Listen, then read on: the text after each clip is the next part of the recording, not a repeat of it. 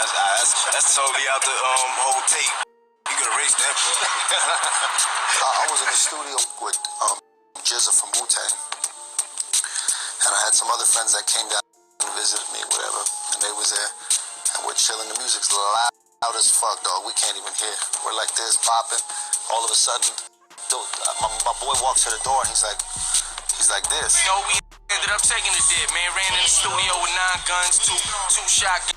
7 motherfuckers running with Uzis and shotguns and fucking guns. You know, slapped a few cats up. This other kid over here, they pistol whipped him. What up, YouTube world? It's Jay Coffee Talk, and I'm sure you guys all remember that infamous footage there.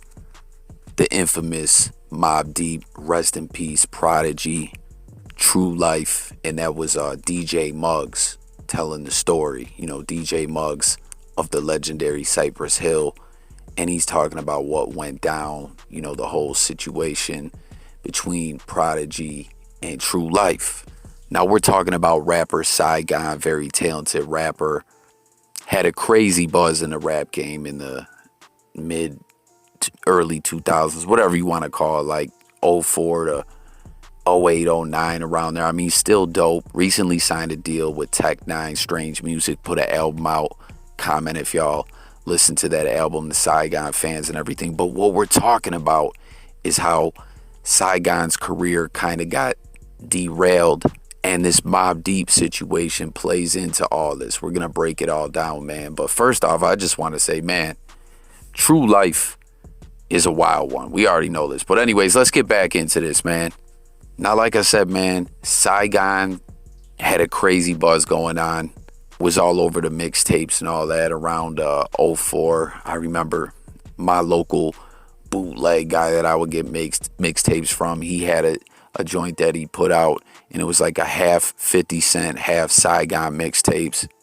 It was fire. And then from that moment on, it was like this dude was on everything that was coming out underground.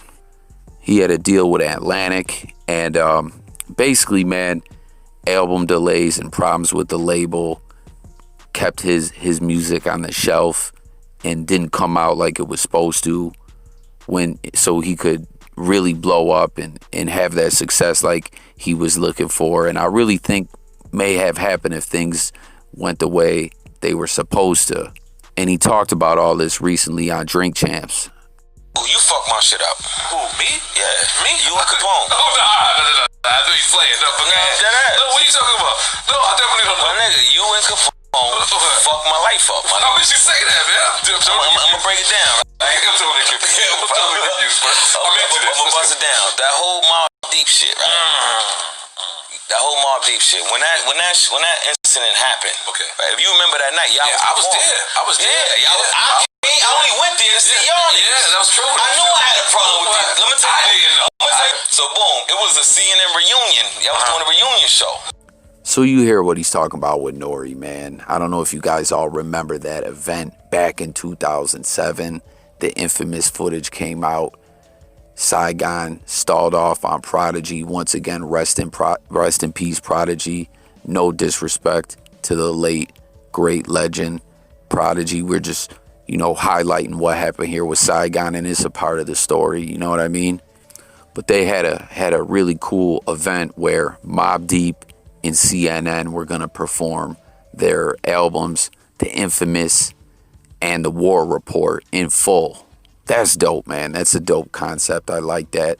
I remember a few years back, Bone, Thugs and Harmony was doing a tour like that where they were doing the whole East 1999 and Eternal, I believe. But I just like that, go get a classic album, perform the whole thing. That's dope, But anyway, Saigon gets invited to the event, and he's saying, like he told Nori, he's only going there to see CNN perform. Now back to this whole situation with True Life and Prodigy.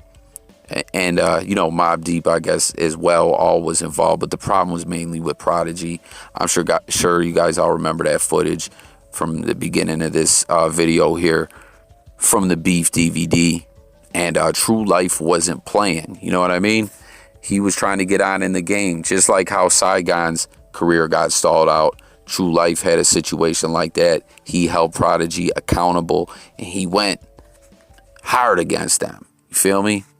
But anyways, Saigon appeared with True Life in some footage where they were just talking about a lot of studio gangsters in general. Saigon really didn't say much. It was more True Life and another individual who was there talking about studio gangsters, etc. And they burned a bunch of CDs and mixtapes, a bunch of bootleg CDs. And one of them happened to be Mobb Deep. So Saigon went on to talk about how he had an incident where he ran into Mobb Deep and they were mad about him appearing in that video with True Life. And allegedly the situation, according to Saigon, got crazy. A fight almost broke out. You know, weapons were flashed and everything, but all in all, nothing happened. He went his way, they went theirs, and you know, there was some feelings between them. You know, they weren't really cool. But then he shows up to this event, and I guess Rosenberg and them wanted him to come on stage because at the time he had that track "Come On Baby," which was, you know, very popular. So he performed. And, you know, he claims that, and you can see in the footage, too, it's not the best footage, but you can see Havoc kind of embracing him, has his arm around Saigon. He says, you know, is rocking with him while he's performing. And he says Havoc told him, yo, we're good, man. There ain't really no beef like that. And everything was cool. And then on his way off the stage, someone from Mobb Deep's entourage tried to kind of snatch him up. He ended up stealing off on Prodigy, and, you know, things got crazy, and he ended up getting up out of there. And it's kind of wild, too. He mentions on Drink Champs that he almost quit music after this because the footage was going viral, and the only footage originally that was out was just him running out of the club. And he mentioned a hip-hop blogger.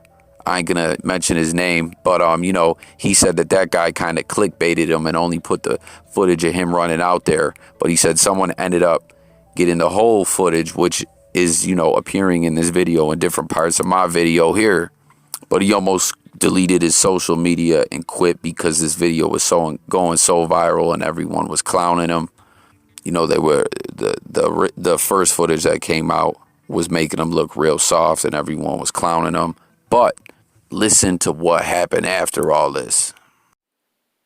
This is where Capone and Noreaga comes back. Let's get how I'm playing for this. This is how y'all niggas come back to the cypher. Alright, cool. So boom. Now you know how Atlantic Records. I'm a brand new artist. I ain't have my deal. So now you're on Atlantic. Yeah, I'm on Atlantic. Right. Come on, baby. We got the Jay-Z remix already, so we trying to just let the regular shit bubble and make it look like it got so hot. Jay hopped on the remix. Right. But we already had the verse and all that. And it's funny because I played the shit for Ebro, and niggas used to always be like, yo, why you fuck with Ebro? He's a sucker. I used to be like, nah, Ebro cool. I used to be the nigga vouching for this nigga. Like, y'all bugging now. That nigga's a sucker. I'm like, nah, man, Ebro's a good nigga. That's me. Like a fucking dummy. So, let me tell you what the nigga did to me, son. Yeah, Ebro did you dirty too? Ebro fucking calls Atlantic and was like, yo, Saigon was involved in an altercation at SOBs at a Hot 97 event, and he's banned from the Hot 97 for a year. We can't play none. Atlantic was like, what? That's all they give a fuck about is radio up there. If you ain't on the radio, if you ain't on the box, as that nigga would say, they not fucking with you. So I call Ebro. I said, I'm a new artist, my nigga. I'm a brand new artist, bro. Doing this is like cutting. You might as well just fucking my shit up right now. I'm like, bro, number one, nobody got hurt. It was a little scuffle. No police didn't come. Niggas performed after that. Yo, my G. Every time he said my G, I want to slap the nigga through the phone, my nigga. Yo, my G. I can't hear that. You hear, right? Yo, I'm my trying to G. keep a straight face, but you I'm making like, it hard. Yo. I'm like, fam, doing this shit is cut. You killing me, bro. Right. The nigga goes, yo, it's policy. Ask Capone and Noreaga. I said, them niggas had a shootout in the lobby. So old man Ebro, man, it's crazy. It's like a lot of rappers really don't like Ebro, but he said, you know, Ebro banned him right when he was, you know, had that Jay-Z remix record ready to drop. He had another track that was hot, and you know, You heard what he said. He was a new artist, and the fact that he was going to get banned from the radio, it was going to kill his career. I mean, radio play can help an artist a lot, gain a lot of momentum, get really known by the public. And, you know, fans that aren't just hardcore hip hop fans, just, you know, music fans who casually listen to the radio and things of that nature. And on top of it, he said his label was like, yo, what are we going to do with you now? And like I said, man, Saigon had a crazy buzz, and his label really, really did stall his career out. You know, they wouldn't put out a release date for his album. They basically kept him on the shelf for a long time, like I was saying. Then when he tried to get off the label, you know, get an attorney, they fought with him. Then after that, by the time, you know, he found another spot to drop the record, so much time had passed. He had lost a lot of that buzz. Like, things really could have went a lot different for Saigon. So hit the comments, guys. Let me know, what do you guys think about Ebro banning him? You know, he's saying, yo, you're comparing my situation to Capone and Noreaga, but they had a shootout. You know, I was invited to an event, got into a little scuffle, and CNN were already established artists. Saigon was new in the game. So what do you think? Do you think Ebro was wrong to do that for him? Or do you think, you know, Ebro was just trying to get rappers to conduct themselves in a more mature way in these situations?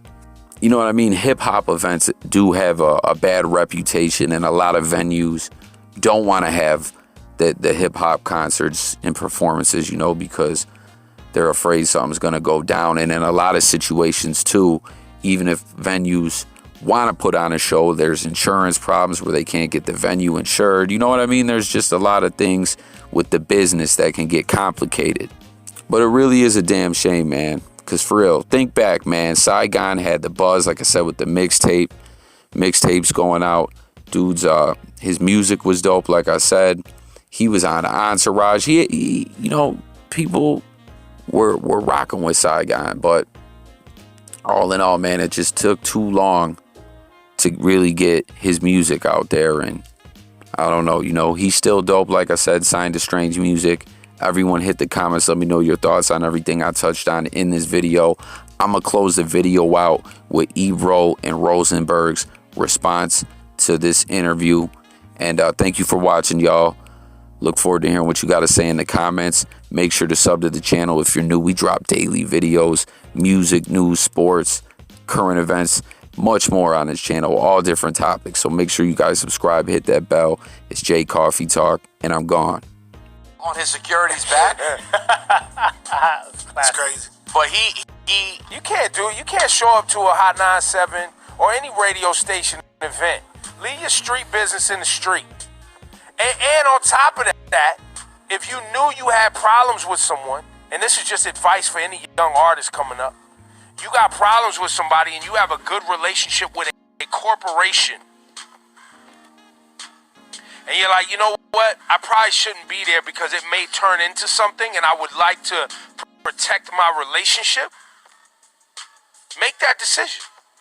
Well, that was the one part that really bothered me about the clip, is I remember feeling extremely played at the time because I was brand new and I was becoming an outlet for artists, underground artists, to have a platform. And Saigon and I had gotten cool, and he took advantage of that because he knew he had issues with Mobb Deep, and he knew I was unaware.